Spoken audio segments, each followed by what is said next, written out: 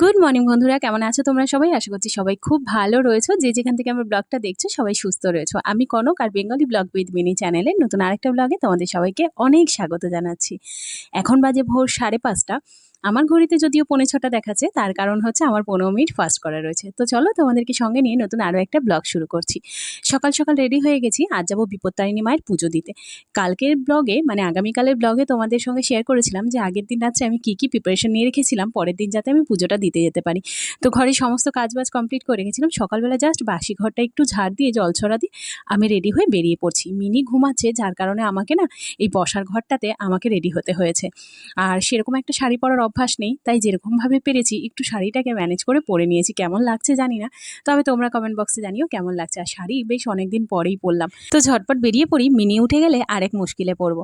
তো এখানে ট্রেনে উঠে গেছি। ট্রেনের টিকিট আগে থেকেই বোন কেটে রেখেছিল। বোন আর আমি যাচ্ছি, তো ওর সঙ্গে আমি স্টেশনে দেখা করে নিয়েছিলাম। ও স্টেশনে টিকিট কেটে আমার জন্য ওয়েট করছিল। ট্রেনটা খুব একটা ভিড় ছিল না, ফাঁকা ফাঁকাই ছিল যেহেতু সকালবেলা, তাই। তো এখানে দেখো স্টেশন থেকে আমরা নেমে গেছি, আর আমরা সোনারপুর স্টেশনে নেমেছি।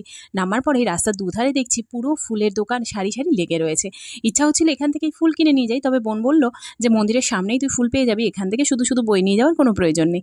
তো এখানে রাস্তা দিয়ে যেতে যেতে দুদিকে এত ফুল দেখছিলাম, এত ভালো লাগছিল, মানে ইচ্ছা করছিল ফুলগুলো নিয়ে নিই। তো যাই হোক, আমরা অটো স্ট্যান্ডের দিকে এগিয়ে যাচ্ছি, না হলে অটোতে লাইনে আবার দেরি হয়ে যাবে। আর এখানে অটোতে উঠেও গেছি আমরা। আর অটোতে এই সকালবেলা একদম ধারে বসেছি, তার উপরে এই সকালবেলার যে ঠান্ডা ঠান্ডা ওয়েদার, তোমাদেরকে কি বলবো, এত ভালো লাগছিল, মনটা এত ভালো হয়ে গেল। মানে সকালবেলা এই ঠান্ডা ঠান্ডা হাওয়া, আর রোদটা তো অবশ্যই উঠেছে, তবে সেই হালকা রোদটা গায়ে লাগছে আর ঠান্ডা হাওয়াটা এত ভালো লাগছিল। মানে মনে হচ্ছিল যেন শীতের সকাল। বেশ অনেক দিন পর এইরকম ভোরবেলা উঠে কোথাও যাচ্ছি। আগের সপ্তাহে মঙ্গলবারে পুজোটা মারা গেছিল, মায়েদের সাথেই যাওয়ার কথা ছিল, তবে একটুখানি আমার সমস্যার জন্য মঙ্গলবার আর দেওয়া হয়নি। আমি বললাম শনিবারই চলে যাব, তো সেই জন্য শনিবার চলে এসেছি। তো আমার সঙ্গে বোন যাবে বললো। আর দেখো অটো থেকে নেমেই এখানে আমরা ফুল কিনছি, আর এখানে ফুলের সাথে সাথে আমি একটু লেবু লঙ্কাও নিয়ে নিয়েছি আমার পার্লারের জন্য আর মিনি বাবার গাড়ির জন্য। তো সব মিলিয়ে 3টে লেবু লঙ্কা নিয়েছি, ঠাকুরের জন্য ফুল নিয়েছি। আর আজকে দিনে তো 13টা ফল দিতে হয়, তাই 13টা ফল নিয়েছি। আর বিপত্তারিণী মায়ের জন্য একটা পদ্ম ফুল নিয়েছি। এই মন্দিরটায় আমি আগে অনেকবার এসেছি, তবে বিপত্তারিণী পুজোর মানে এরকম বারের দিনে এই প্রথম আমি আসছি। যদিও এটা আমার প্রথম বিপত্তারিণী পুজো করা, আমি এর আগে কখনো বিপত্তারিণীর বার করিনি।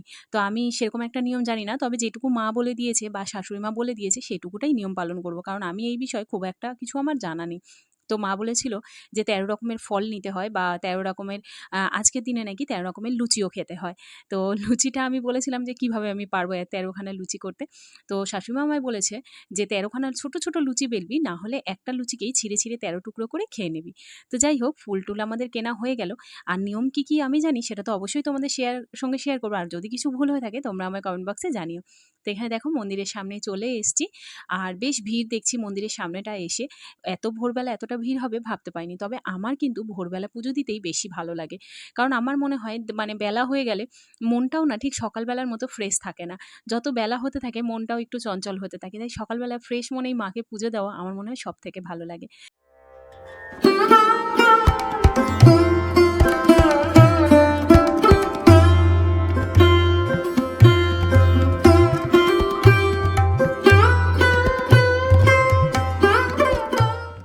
পুজো দেওয়া আমাদের হয়ে গেছে। পুজো দেওয়া হয়ে যাবার পরে এইখানে আমরা এখন বাইরের দিকে চলে যাচ্ছি, কারণ ওই বেলতলাটার দিকে যেতে হবে, ওইখানে ধূপধুনো জ্বালাতে হবে। মন্দিরের মধ্যে ধূপধুনো মানে ধূপ মোমবাতি জ্বালাতে দেয় না। আর এখানে দেখো আজকে মন্দিরটা খুব সুন্দর করে সাজিয়েছে, আর এখানে কিন্তু শুধু বিপত্তারিণীর মা নয়, আরও অনেক ঠাকুর রয়েছে, যেটা আজকে ভিড়ের মধ্যে তোমাদেরকে দেখানোটা সম্ভব নয়। অন্য কোনো দিন যদি আসি অবশ্যই তোমাদেরকে দেখাবো। আর হ্যাঁ, তোমরা কারা কারা এই মন্দিরটা এসছো অবশ্যই কিন্তু আমার কমেন্ট বক্সে জানিও। ওই মন্দিরটা কিন্তু ভীষণ ভালো লাগে, খুব শান্ত একটা পরিবেশ, সবাই খুব পছন্দ করে এই মন্দিরটা আসতে। আজকের দিনে আমাদের এখানে বিপত্তারিণী পুজো মানে কালীঘাট, আর না হলে এই বিপত্তারিণী রাজপুরের এই বিপত্তারিণী মন্দিরেই সবাই আসে। তবে কালীঘাটে এত ভিড়ভাট্টা হয়, এত ভিড় হয়, চিৎকার চেঁচামেচি, মানে আমার ঠিক একটা পছন্দ হয় না। তো সেই জন্য আমি যেতে চাইনি। মায়ের সঙ্গে 2-1বার গিয়েছিলাম, আমার ভালো লাগেনি।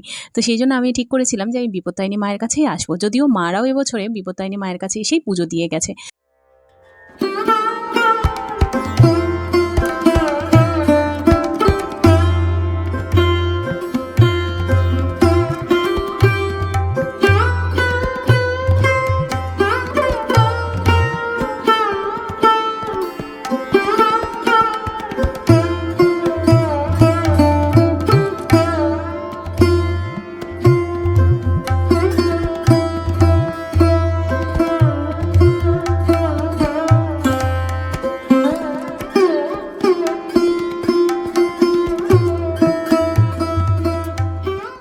পুজো দেওয়া শেষ হয়ে গেছে, এখন বাড়ি ফেরার পালা। বাড়ি ফিরতে গেলে না একটু মুশকিল হবে, কারণ বাড়িতে যাওয়ার যে রাস্তাটা সেটা হচ্ছে ট্রেনে করে যাওয়া সম্ভব না। আসার সময় তো ট্রেন ফাঁকা ছিল এই দিকের, তাই আমরা চলে আসতে পেরেছি। তবে যাওয়ার সময় কিন্তু ট্রেন প্রচণ্ড ভিড় হবে, তাই আর ট্রেনে করে যাব না, একটু ঘুরে ঘুরে অটো চেঞ্জ করে করে যেতে হবে। আর এইখানে ভাবলাম যে মন্দিরের সামনে একটা নিরামিষ দোকান রয়েছে, তো সেইখানে একটু কচুরি খেয়ে নেওয়া যাক।